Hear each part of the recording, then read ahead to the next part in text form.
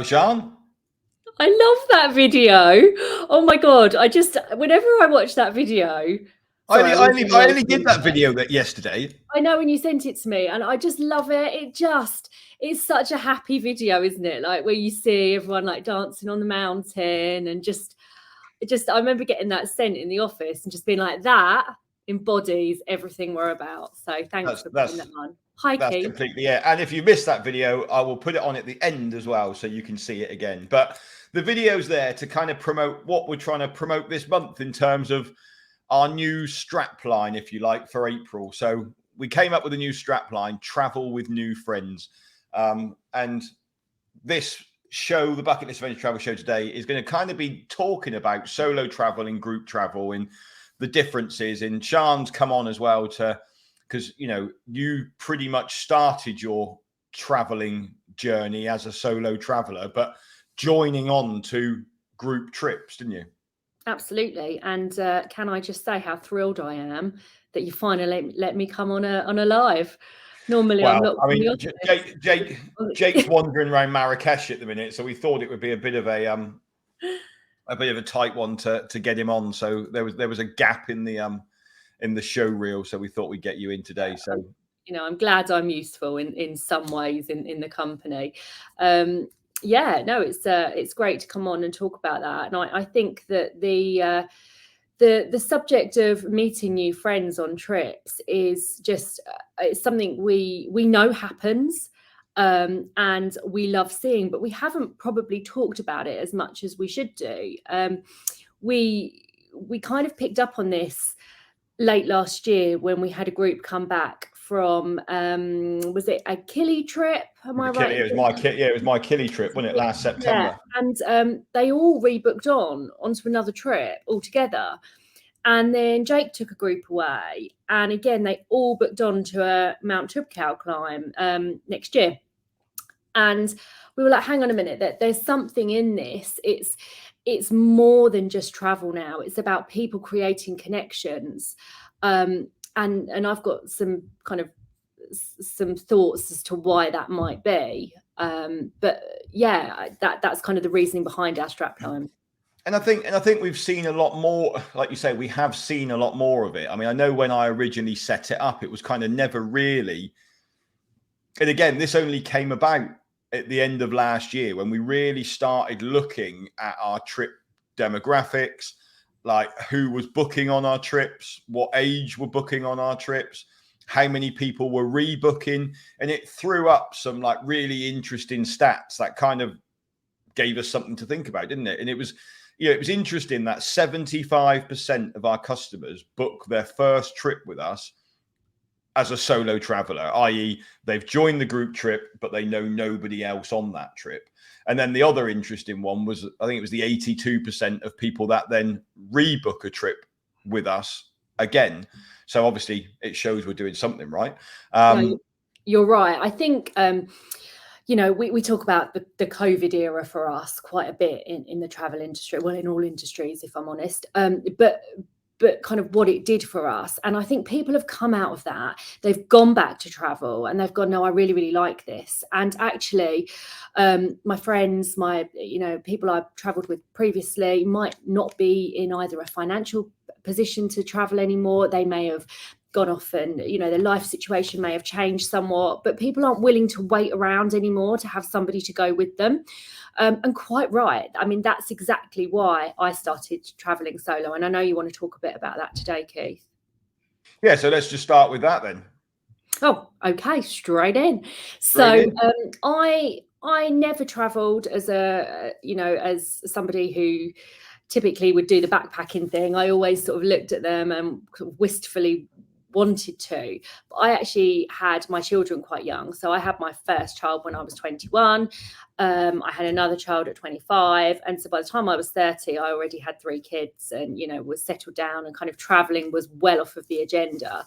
And sort of saw people go off and do all these amazing things and just never, I never really had the confidence to do it. I just thought, no, you know, that's something for people going off backpacking and doing, you know, the Australia thing and the Thailand thing. Gap year, darling, gap year. Gap year, yeah. And I never did that. I never went to uni. So I just was never in that frame or place to do all that.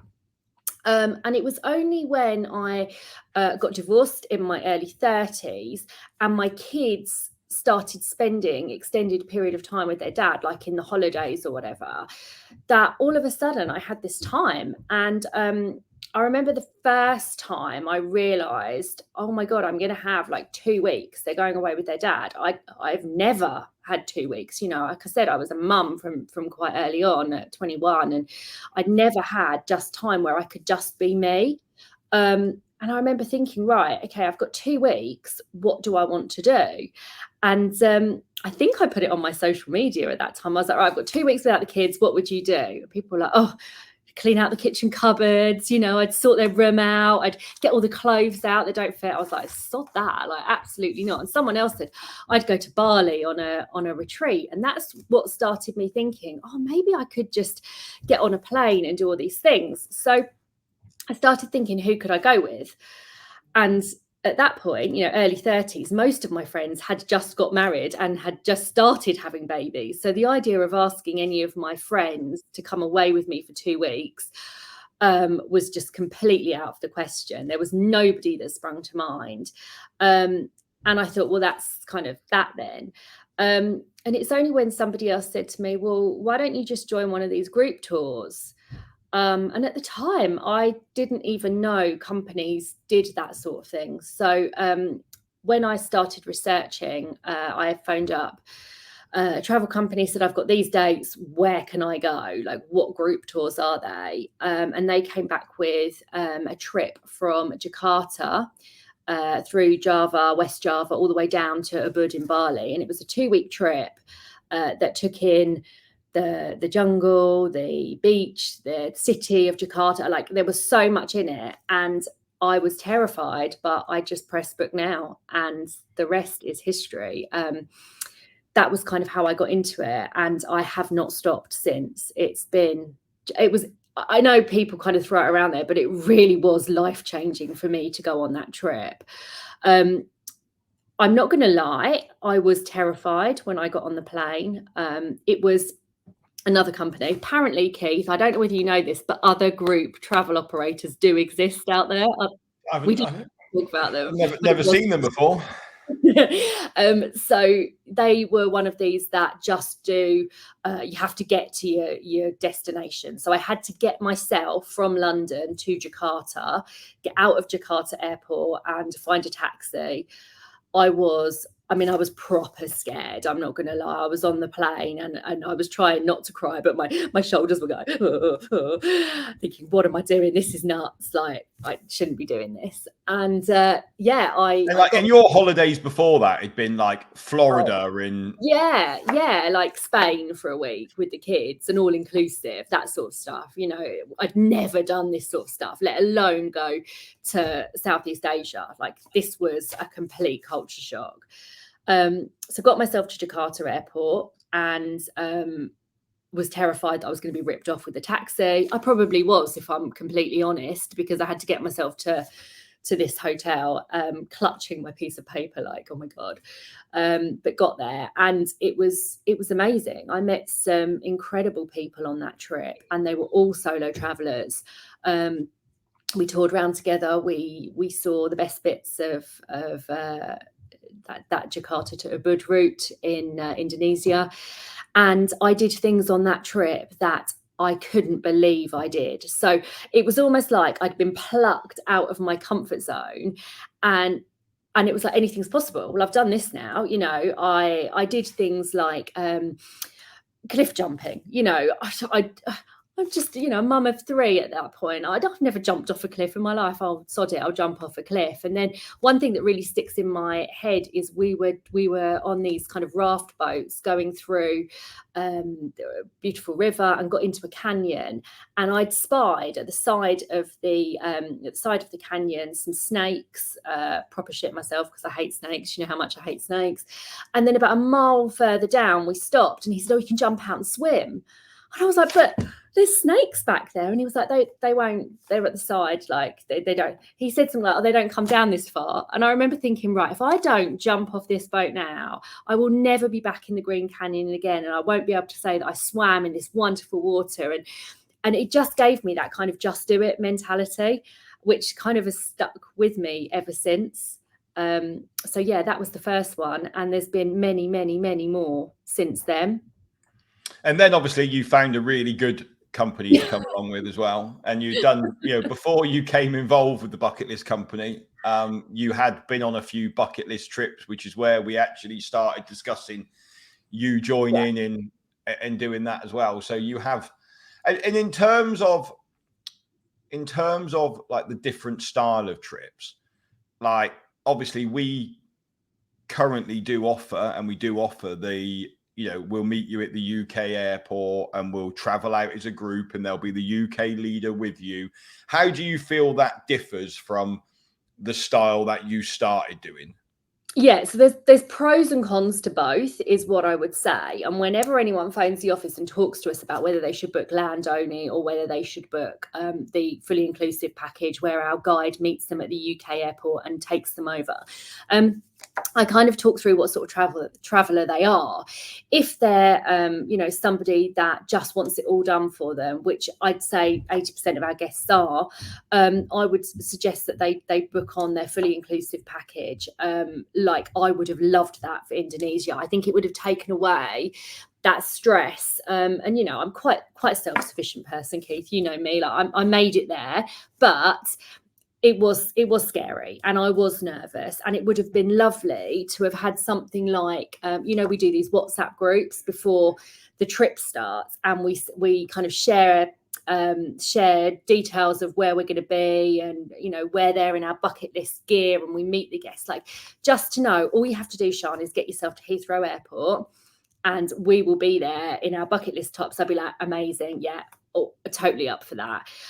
It would have just taken away that anxiety of the first day. I think as a solo traveller, nothing can prepare you for some of the airports we go to. As a solo traveller, I think going somewhere like Nepal, for instance, at Kathmandu Airport, I was lucky enough to be with a bucket list company when I was there. If I had turned up there as a solo traveller, I would probably still be there. It was, it's just insane. And actually on that trip, my bag was lost. Excuse me. So I would have been completely stuffed, because not only would I have had nobody to help me, I wouldn't know where to go. All of the signs, then they're not in English. So, who do I ask? Where do I go? Where do I even report this? And then on that trip, for instance, when things didn't quite go as planned, it was great as a customer at the bucket list to just kind of hand that over, and you dealt with all that. Actually, I don't know how you got hold of my bag or whatever. I just know it then turned up later on. It had ended up in Bombay or somewhere, because I'd left the battery pack in it, there, right? So that's another thing I always say to travellers on the phone: take your battery pack out. In terms of how it differs, the companies I've gone with in the past don't use UK guides. They've always been the companies that just use local guides, which has its value. But as the bucket list company, we also use local guides. So we have our UK guide and we have a local guide. I'd say the difference of having a group trip rather than being on your own as kind of a typical solo traveller is it's just 10 times as good, because if you've got the benefit of a guide, be it a UK guide or a local guide, they know all of the amazing places to go locally. I remember when I was in China, so I travelled with a group out to China, and we did like Beijing all the way down and ended up then in Hong Kong. But on the first night there in Beijing, again, culture shock, you're immersed in this city, you don't know where you are. I always hate that first day, wherever I am on holiday anyway, you know, you don't know where anything is. And we were taken out to this beautiful restaurant. Now, we walked through the city of Beijing and down a little alleyway. And I remember thinking, my God, if my mum could see me now in this back alley in Beijing, she would have an absolute fit, because you just wouldn't have gone down there if you're a solo traveller. But we went kind of through the back of a shop and then through a laundrette. And then all of a sudden we were in this beautiful Chinese restaurant where we were cooked the most amazing duck. And it's the sort of thing, as a solo traveller, you just wouldn't know. But our guide knew, because they had the contact there. So that is the beauty of group travel. I think from my perspective, you know, I love nothing more than going away and exploring for the first time, because I like traveling like that sometimes. Yeah. Like, I like just going out and going traveling and exploring places on my own. And it's great when you're going to do, you know, when we're going to do a recce trip, for example, for the first time. Like, I want to immerse myself in it as much as I can. I don't want to be shown what some people think are the best bits, because actually I want to kind of sometimes discover them for myself. But I think for a lot of people, time is a really precious thing now.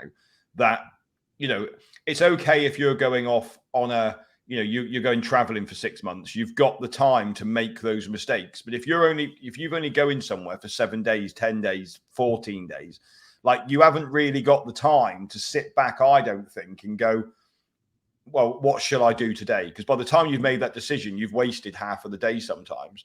Like, you know, if you want everything organized for you and you just want to go and see the best it has to offer, then that's amazing, isn't it? Yeah, I agree. I think it's interesting. I went out for dinner a couple of weeks ago with some friends who I met when I was in Japan. And we were both in Jordan together at the same time in November. He was traveling independently, but with his fiance, and I was doing a recce trip for one of our trips. So I was guided, and we were talking about our different experiences of Jordan, and it was like he'd been to another country.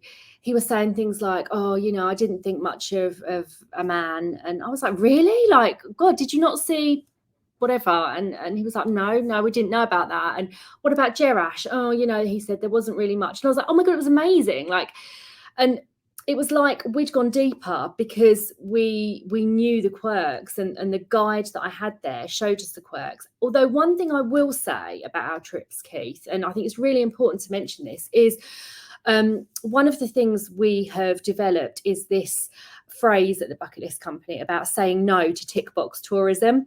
So we talk a lot about, you know, if you're going to a country, we won't just kind of tick off the highlights and be like, yeah, done. We go deeper. And I think that's something that when people are traveling independently, they miss sometimes.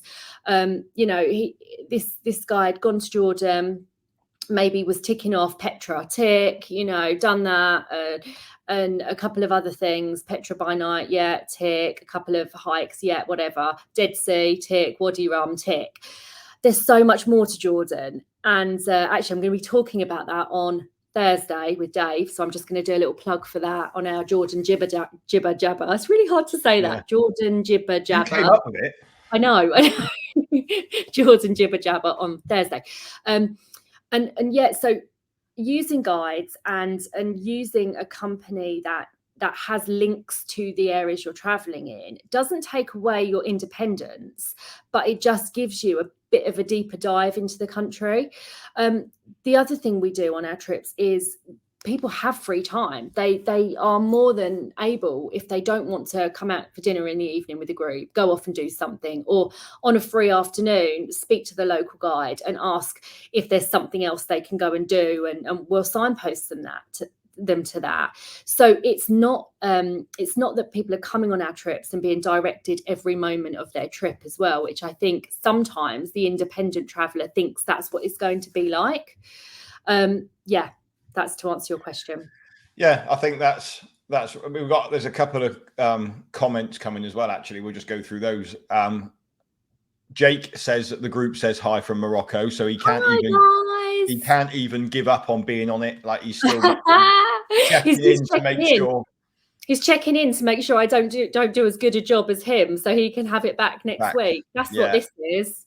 And then Rennie's asked, since then, have you planned any of your own solo trips from scratch? Oh, my own solo trips. Well, I've travelled solo, but within a group. So I've been the only person within that group. I've travelled all over the world now.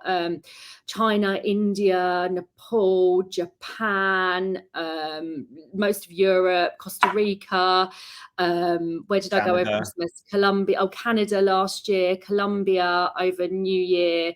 The beauty of being a director at the Bucket List Company is we get invited to lots of different places. Keith, I mean, I am surprised we are 21 minutes into this podcast and you have not told everybody that you are going to the Maldives on Friday, because it's I'd forgotten I was going, to be fair. I was so engrossed in this.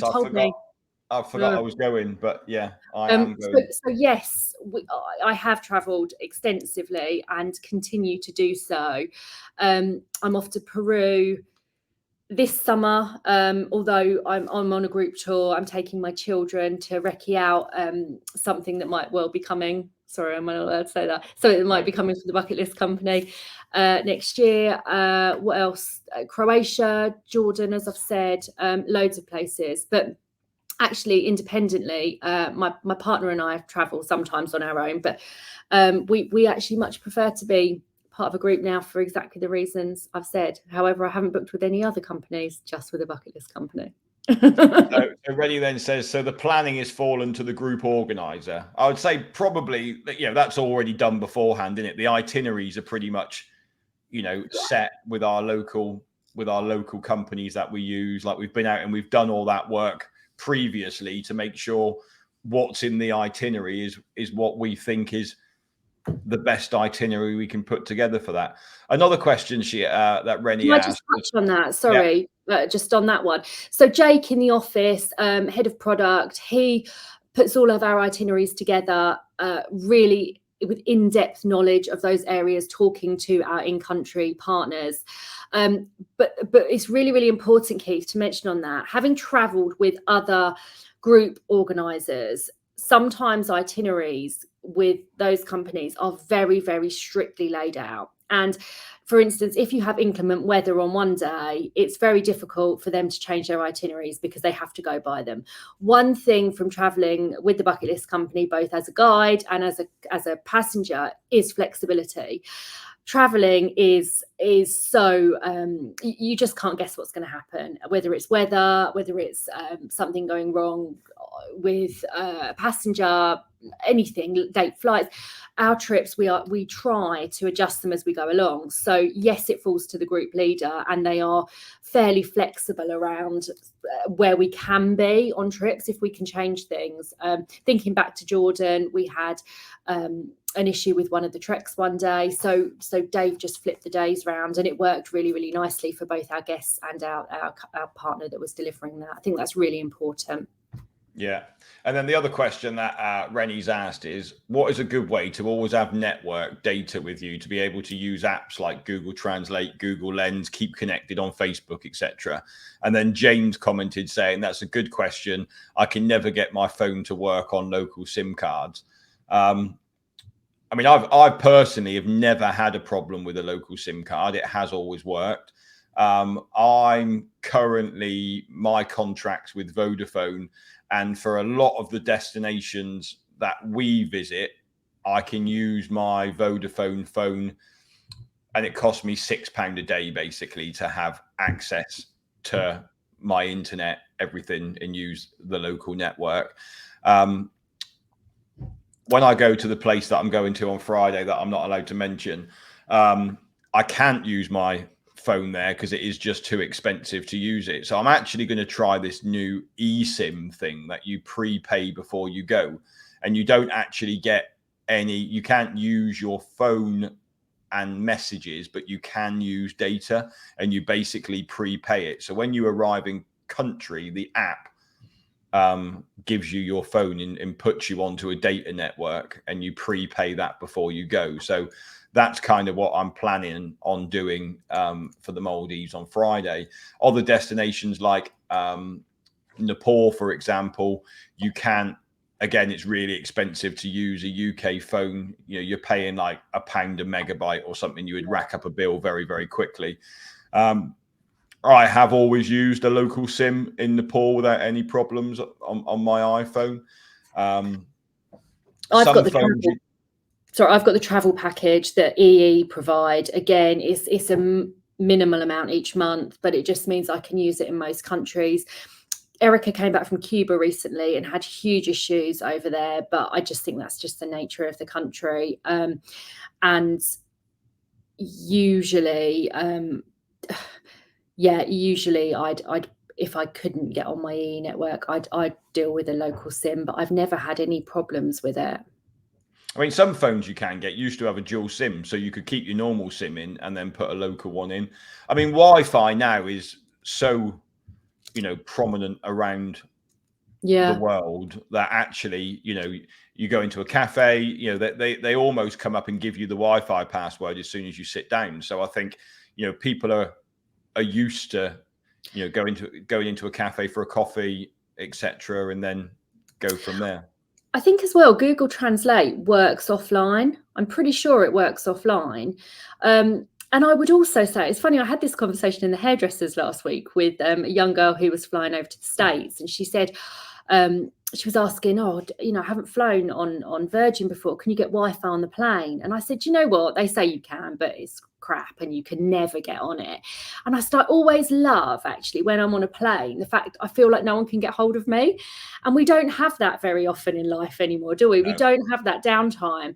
And when I'm abroad, when I'm somewhere, when I was in Colombia, for instance, New Year, I actually really enjoyed just getting lost. I thought, I'm never going to be so lost, I'm not going to be able to find my way back to the hotel. And I always keep, I take a photo of the key card of the hotel I'm staying at, only because I stay quite a lot of different hotels where I travel quite a lot. I don't want to forget what it's called. So, God forbid I get lost, I can just show someone that. And it doesn't matter then. I think sometimes, as lovely as Google Maps and things like that is, it's quite nice to just get lost and experience just wandering around and, just don't wander into and that comes back to the whole group trips thing, doesn't it? I mean, Jane's watching now. Jane was in Chile and Easter Island with me in January, and we had a lot of free time on that trip, a lot of time to explore. Quite often, you'll end up getting into smaller groups and you go off and do your own thing. Some people go off and just go off on their own. There were times when we all went, we all had free time and we all went out for a meal together because that's what everyone was happy doing. So I think, with group travel, you do completely get that flexibility. Another question that Rennie's asked is, what would you recommend backpacks on most of your travels? Personally, I cannot stand taking a backpack. And for my reason is because I can never actually find what I'm looking for in the backpack, because I would much rather take a duffel bag that I can open up and then see what's in it and get everything out, pack it, unpack it really easily. In a rucksack, 9 times out of 10, the thing you want is packed right at the bottom. Saying that, with my duffel bag, it does have straps that make it, you can carry it like a backpack, but I wouldn't want to carry it too far. So I suppose really it depends how much you're having to carry that bag, is whether or not I would take a backpack or a duffel bag. But for me, a duffel bag every time. We talked about this on the Croatia Chit Chat Zoom yesterday, about what's better. Is it a hard case bag or a duffel bag backpack? See, I prefer a backpack to anything else. It's quite funny, actually. We took a photo when we were in Colombia, me and my partner, and my backpack just like exploded everywhere. I'm one that just kind of drags everything out and throws it everywhere and finds what I need and then pack it the next day. And he's very like organized and has everything in neat piles. So it kind of depends what sort of traveler you are, where you're going. I would say somewhere like the Croatia trip we were talking about yesterday, saying, yes, it's absolutely fine to take a suitcase, but just remember you're going to have to get it on and off of the ferry, for instance, to Lopud Island. Or, if you've got some connections, is the bag going all the way through? Are you going to have to collect it and traipse it across the airport? So if it comes down to you, if you prefer wheels rather than a backpack, and actually you don't have any need for it to be a backpack, like one of our ported trips, you can't take a backpack on, you can't take a hard shell suitcase to every space camp, for instance. It really is personal choice. Would you agree? Yeah, I think, like the surf and yoga trip to Morocco that I did. I mean, that's a perfect first group trip to go and do if you want to, go into adventure travel. There's a little bit of adventure in there, loads of free time. Like a suitcase is perfectly fine for that one. You don't need to take a duffel bag for that one. Rowena Marsh, hello. Rowena says hi. I hope you're all right. And then Tom Lloyd's on as well. Hi, Tom. How are you? I love that Tom's got so many trips booked. Tom said, love the free time that is given on the trips. It gives the ability to book additional activities as well as the experiences on the itinerary. Tom, you've got lots of trips booked. We need to get you on a podcast soon, Tom, actually, talking about all of your trips. Yeah, I think he might almost be in second place, isn't he, Tom? I think so. I think he's not quite up to James, who we did a podcast with a few weeks ago. But should we give him a silver medal? Yeah, Tom's in the silver medal position. Okay, we need to find out who's bronze and maybe pitch them against each other. Come on, Tom. Yeah. You're doing well. Yeah, so Tom's a seasoned solo traveler as well, booking on our trips solo. I think one thing I find really interesting, Keith, I don't know whether you have even thought about this, but how many of our customers book on these trips without their partner. We have lots of people book. Rowena, who just said hello to them. Yes, of course. And there's just a great understanding between so many of our customers and their partners that traveling is really good for them and they get so much out of it. And actually, there's nothing to stop them going off and doing stuff. My partner and I travel separately often. Mark had a couple of weeks ago, he's in between jobs at the moment, and had a week where he had off, and I you worked me to the bone, quite frankly. So I know I couldn't take the time out of what we're doing right now in the business. So he went off to Amsterdam for the week, and I just think it's so healthy when you have your separate things going on that he's come home and we've had loads to chat about, and I think it's such a healthy place to be. You don't need to have somebody to travel with. And I think there's becoming more and more understanding now that the people on our trips are from all walks of life. It's not just people who are on their own. It's people from, everywhere in all sorts of circumstances. We've got, parents, grandparents, solo travelers, single people, married people, and everything in between. Rowena said she's dragging him up Kilimanjaro, but she's solo on Jordan. Oh, you'll have a great time on both. Yeah, absolutely. Tom also came back and said, book me in. I'll happily join in the podcast. If you can speak to my boss and get me more holiday time, I'll book more holidays with you. Okay. I'll put that on my to-do list. That sounds fantastic. To-do list there, yeah. Then Rennie's come back again. Sorry for the amount of questions. No problem. That's what we're here for. Do you keep a journal of where you visited, places, cafe, travels, so you remember what you've seen, where you've been?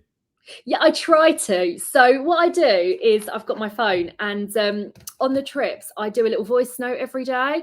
And I just keep a little diary. I know. But when I was in Canada last year, we did a little voice note thing every day, and it was kind of where we'd been, what we'd done, what we'd seen, what we'd eaten. And then at the end of it, I put it together, and little photos. I was just in New York actually with my daughter in October, and again I did the same thing, because you do forget. You think, oh God, I'm never going to forget these experiences, but it's only when you look back and you listen to the voice note, or you can have them transcribed, so your voice notes can be transcribed, and then you can just keep a little journal day by day, and you're like, oh my God, yeah, I forgot we did that. Oh yeah, I remember we went there.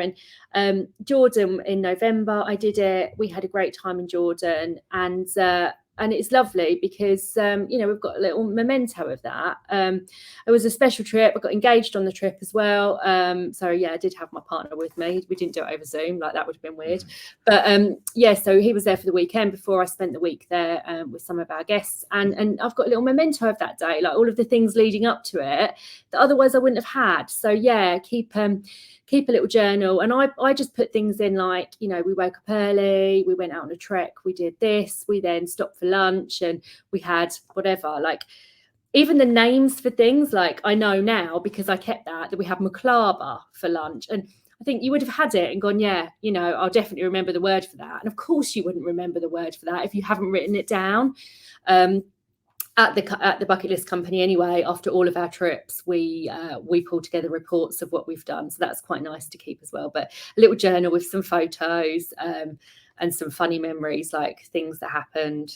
I think the problem now is that you don't get photos developed anymore, do you? No, you're right. Like that's and I think sometimes it is better to take photos on your phone than on the camera, because you're more likely to flick through your camera phone more than you are a camera.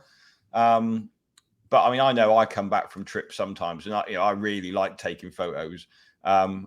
And I'll look at them on the camera and go, that's a lovely photo. Then I'll be on another trip like 3 months later and go, what's on this memory card? Oh, look, it's all the photos from that trip 3 months ago that I've done absolutely nothing with. So yeah. There are apps, aren't there, like photo book apps that you can upload them all to and get them all developed. And I always think that would be such a lovely thing to do. I remember thinking during COVID, I've got all the time in the world now. I could get all those photos put in photo books. So I never did. So I think I should probably stop fooling myself that I'm going to do that. It's just nice to keep a journal. I wonder if anyone on the bucket listers does that, puts together photo books. It'd be nice to know. Yeah, it would. Yes, Rennie, I do. Answer to your question, I do have a mirrorless camera for ease of travel as well. But again, quite often, most of my photos get taken on my phone rather than my camera, unless I'm diving, because I take my camera diving quite a lot, so I use my mirrorless camera for that. But I think going back to the theme of group travel, Keith, one of the warning things I would say is you come off of a group travel trip with more trips to do. Yeah. So in all of the trips I've been on where I've met the most amazing travelers, you sit around over dinner and you talk about your previous experiences, and you come away from that trip with a list of places as long as your arm of like, people will say, oh, I had the most amazing time in Bolivia or something. And I'm like, oh my God, I've got to go to Bolivia now. And I don't think I've come off of a trip without an idea for my next trip. But I would say that I've met some lifelong friends on some trips that I've been on, group travel, people who, they are of the same mindset. We always say that people on our trips, they are people that love the outdoors. They love just grabbing life with both hands, and they have an understanding that life is for living, it's for now, it's for experiences. And people get on because of that. You don't tend to find any of life's mood hoovers, as I call them, on our trips, because they just wouldn't book on. They are people of exactly the same outlook. They just have a zest for life, and as such, it's just only obvious that they're going to remain friends for after the trips, which is so lovely to see. We often see chatter in the WhatsApp groups after the trip where people are meeting up. I follow some people on social media that I've met on some of our bucket list trips, and they're meeting up and going mountain climbing at the weekend or climbing Snowdon. I saw Jo, who was on the Everest Base Camp trip. She was off with some friends that she'd met in Killy, and it's just lovely to see that actually the bucket list company has brought people together, because it is all about relationships at the end of the day. Yeah, I mean, I took a couple away on the Sahara trek. They'd flown out with Jake to Morocco today. Like, that was a a pre-COVID trip that's been put back in, so they've been to Morocco once, they're back there again today. It's nice to see, there's people who have done other trips that have flown out to, because we had a group fly out last night to Mira Peak and Everest Base Camp. We've got a Toubkal trip that's flown out today. Tom said, I tend to keep receipts and ticket stubs to make a memory book so I can look back and remember what I did. So it's a good idea. Nice. I know quite a lot of people who have saved notes as well, like money notes of where they've been. So they put them in a frame so they remember that. Jane said, what are the chances of you doing UK trips like coast to coast for solos? Well, can I just say, watch this space for UK trips? You can indeed. Okay. Yeah. Watch this space. There's, we're working on quite a lot in the office at the moment. And we are about 10 weeks from launching quite a lot of cool stuff. I'm just looking at Keith because I'm conscious about what has been said and what hasn't. There is a lot coming, and I cannot confirm nor deny whether UK trips will be part of that.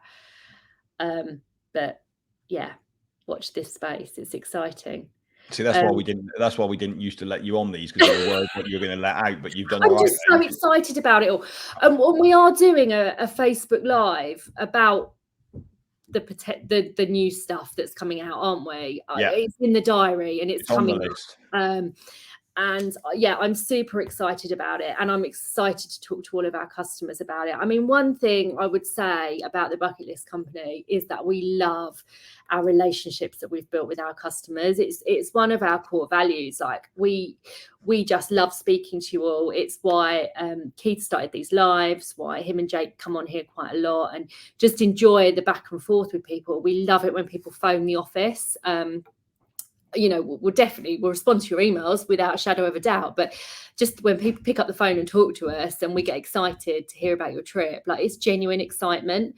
We had a lady call up the office yesterday, and she was checking some stuff about her Peru trip. And I just get really excited for her because I'm like, I'm going to Peru too in the summer. And just, it's proper genuine, like, so we're so happy that we can get you on these once in a lifetime trips. It's not crap. Lindsay said, I can't wait for one future trip in particular.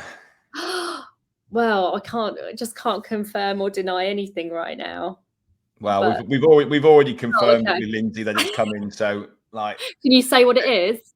Yeah, so it's the Uganda gorilla trekking one that that we've been putting together purely just for Lindsay, really. It was either that or she was going to start shopping elsewhere, and I couldn't let Lindsay go elsewhere. So I had to. It looks insane, that trip. I sit. So Jake and I sit opposite each other in the office, and I really am trying to get on with, like, just my stuff, and he'll be like on the phone talking about gorillas or rainforests, and my ears are like, where? What?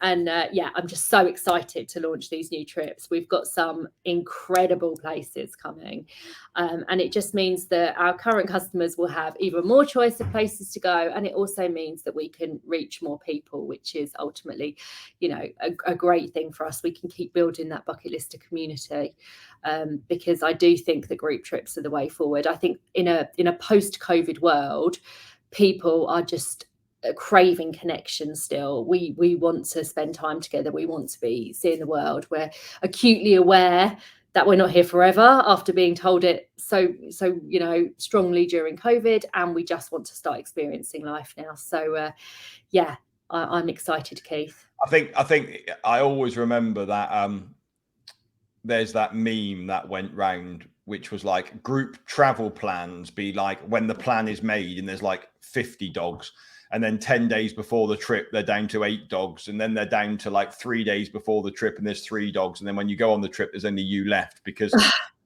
not everybody wants to do what your friends don't want to do what you want to do all the time. Like, we have different friends for different reasons, and sometimes you need to go and make new friends and find like-minded people that want to do the things that you want to go and do.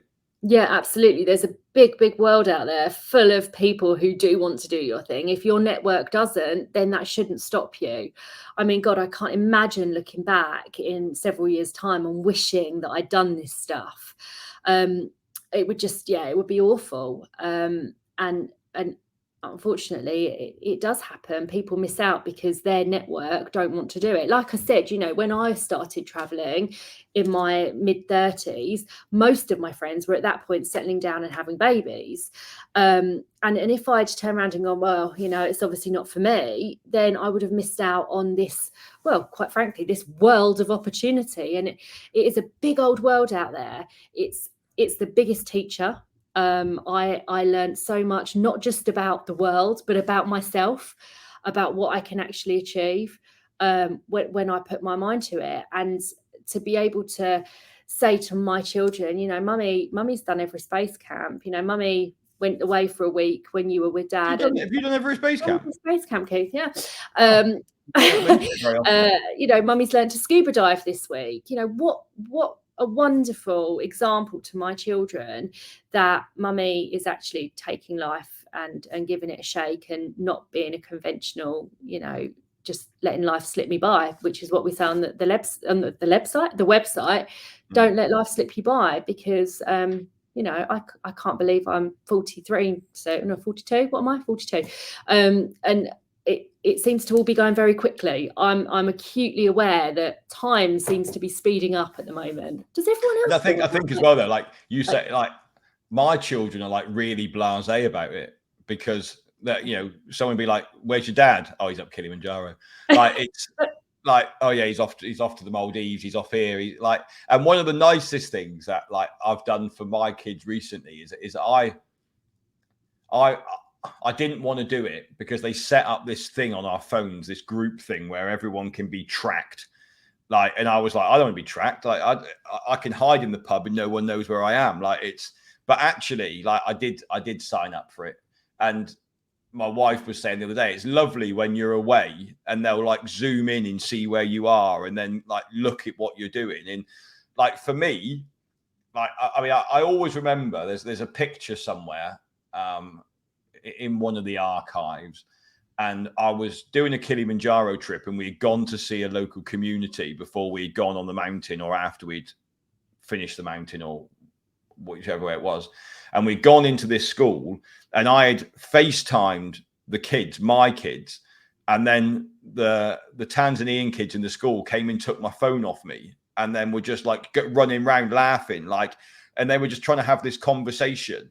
And like, there's a photo of me with that. And I just think those are the memories that I want to remember. Like, those are the things that you don't get the opportunity to do on your standard sort of trip. Whereas we try and add those immersions into our trip so people can experience that. And those are the bits that I really love.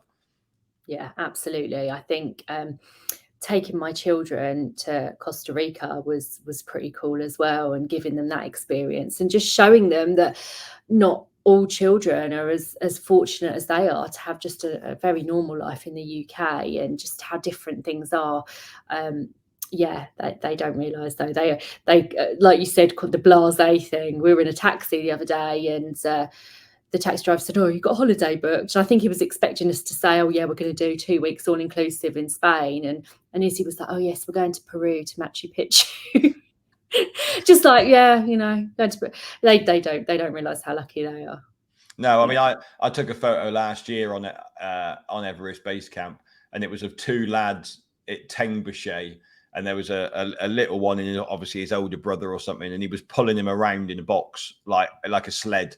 And these two kids were just smiling, like having the best time ever. And you're like, these kids are happy with just pulling around in a box, like, and it just makes you become really real. Like, you suddenly see things like that and go, okay, yeah, I get it now.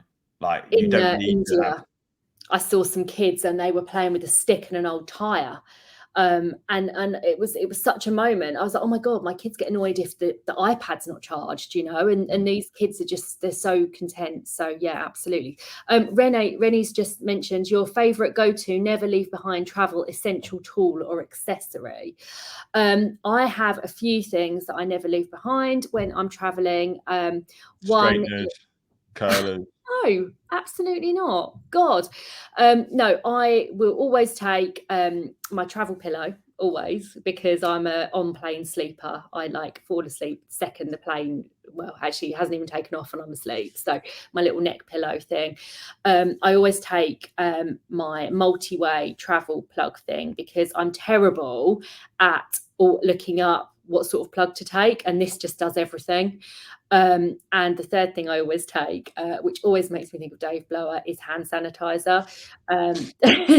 Because yeah, I'm just, that mum in me will never ever leave. So they would be my absolute essential things, you know, other than a good pair of walking boots, you know, dependent on where I'm going. Yeah, and probably layers, but no, those top three. What about you, Keith? What are your? Yeah, I think for me it is the multi-travel plug is the number one win, and especially if it's got 3 or 4 USB ports in it as well, because you can quickly charge everything that you need to charge.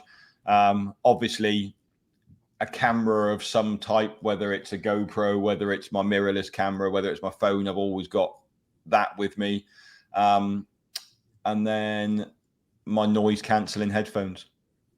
The one thing I took when I was traveling with my kids last time, which actually I was like, oh my God, you're totally winning a life here, was an extension lead with 4 plugs in it, to plug into the plug that went in the wall, so they could all charge their stuff at the same time. Because the time before we were all arguing over that plug, and it genuinely felt like I'd found a win at life, like shortcut that nobody had ever told me about before.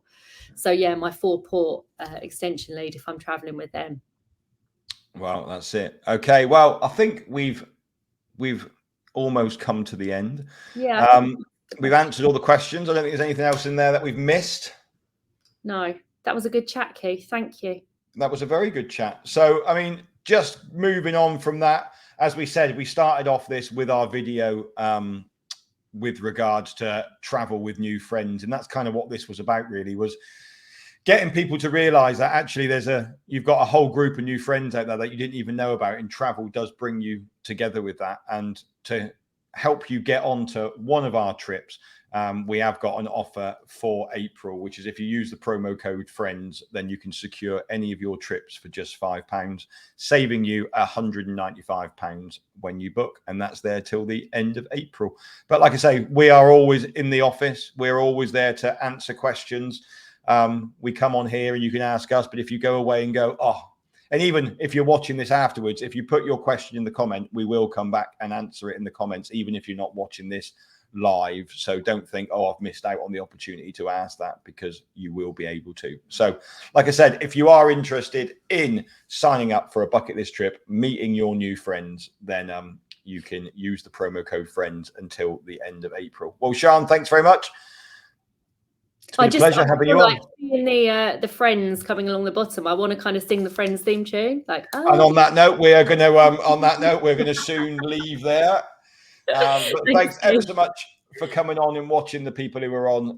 If you missed the video that Sian loved so much that started this off, you can we'll finish with it now. So until next week, where you won't be seeing me because I haven't mentioned it, but I won't be here. But you'll be back with Jake next week. So thanks ever so much. Goodbye.